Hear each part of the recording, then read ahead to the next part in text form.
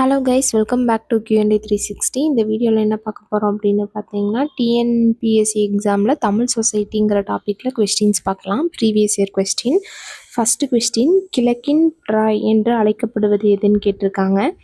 First இந்த TRAI அப்படிங்கிறது என்ன அப்படின்னு பார்த்தீங்கன்னா, இது வந்து ஒரு க்ரீக் கோட்டை. இது வந்து யாருமே இது வரைக்கும் எந்த அரசருமே இதை வந்து படையெடுத்து போய் ஜெயிச்சதா சரித்திரம் இல்லை. அது மாதிரி தமிழ்நாட்டில் ஒரு கோட்டையை சொல்கிறாங்க. அது என்ன கோட்டை அப்படின்னு பார்த்தீங்கன்னா, செஞ்சி கோட்டை. ஆப்ஷன் பி, கிழக்கின் ட்ராய் என்று அழைக்கப்படுவது.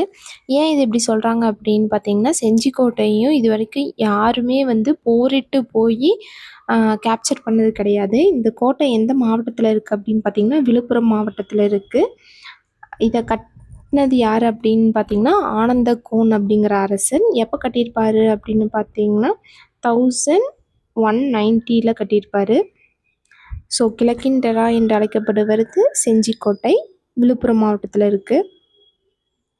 அடுத்த கொஸ்டின், சங்க காலத்தில் சமுதாயத்தில் நிலவி வந்த உடன்கட்டை ஏறும் வழக்கத்தை எடுத்து கூறுவது. சதியை வந்து எந்த நூல் தமிழ்நாட்டில் இருந்துச்சு அப்படின்னு சொல்லுதுன்னு பார்த்தீங்கன்னா, தொல்காப்பியம்.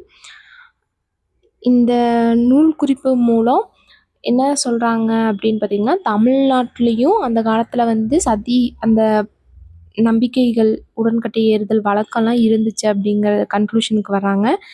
இது வந்து எந்த காலத்தில் வந்து ரொம்ப நிறையா இருந்திருக்கும் அப்படின்னு பார்த்தீங்கன்னா, ஆரியர்கள் காலத்தில் வந்து ரொம்ப நிறையா பரவி இருந்திருக்கும் இந்தியாவில். நெக்ஸ்ட்டு, சங்ககால சேரர்களின் தலைநகரம் எது அப்படின்னு பார்த்தீங்கன்னா, சங்ககால சேரர்களின் தலைநகரம் வந்து வஞ்சி. வஞ்சி அப்படிங்கிறது வேறு எதுவும் கிடையாது. இப்போ கரூராக இருக்குல்ல, அதுதான் வஞ்சின்னு சொல்லுவாங்க. அதுதான் அந்த காலத்தில் சேரர்களின் தலைநகரமாக இருந்துச்சு. நெக்ஸ்ட் கொஸ்டின், கரிகால் சோழனின் இயற்பெயர். கரிகாலனோட சோழனோட இயற்பெயர் கேட்டிருக்காங்க. நம்ம வந்து அதுதானே அவரோட இயற்பெயராக இருக்கும் அப்படின்னு சொல்லி ஏ ஆப்ஷன் போட்டிருக்கூடாது. அவரோட ஒரிஜினல் பேர் என்ன அப்படின்னு பார்த்தீங்கன்னா, திருமாவளவன். Option C. இது பார்க்க சிம்பிளாக தான் இருக்கும், ஆனால் வந்து நல்லா படிச்சிருந்தா தான் தெரியும் கண்டென்ட்டு. ஸோ அதனால் பார்த்து போடணும். நெக்ஸ்ட் கொஸ்டின், தெற்கு ஆசியாவில் மிக உயர்ந்த கோபுரம் என்று அழைக்கப்படும் ஒன்று எது அப்படின்னு பார்த்தீங்கன்னா, அருள்மிகு அரங்கநாதர் கோயில். இது எங்கே இருக்குது அப்படின்னு பார்த்தீங்கன்னா, ஸ்ரீவில்லிபுத்தூரில் இருக்குது. நெக்ஸ்ட் கொஸ்டின், டேஸ் என்ற மொரோக்கோ பயணி முகமது பின் துக்ளக் காலத்தில் தமிழகத்தின் நிலையினை தெளிவாக விரிந்துரைத்துள்ளார் அப்படின்னு பார்த்தீங்கன்னா, யார் அப்படின்னு பார்த்தீங்கன்னா, இபான் பட்டுட்டா.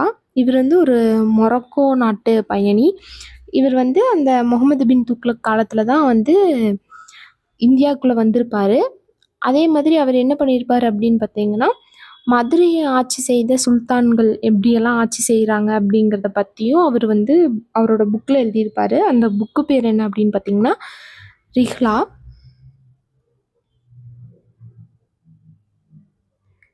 இது என்ன அப்படின்னு பார்த்தீங்கன்னா, ஒரு ட்ராவலாக். அவர் என்னென்னலாம் பார்த்துட்டு போகிறாரோ அதை எல்லாத்தையுமே இந்த புக்கில் எழுதி வச்சுருக்காரு.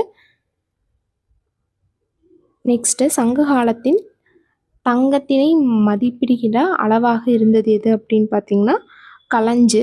Option B.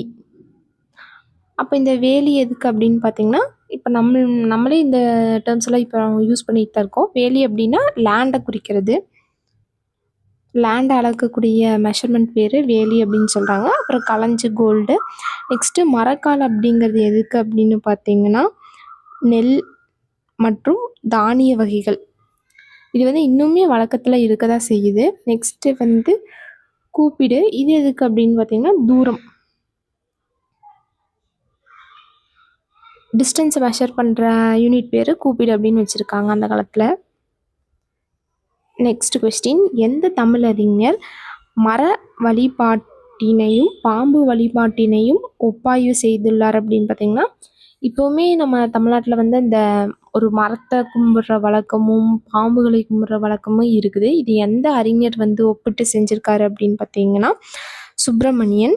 Option A.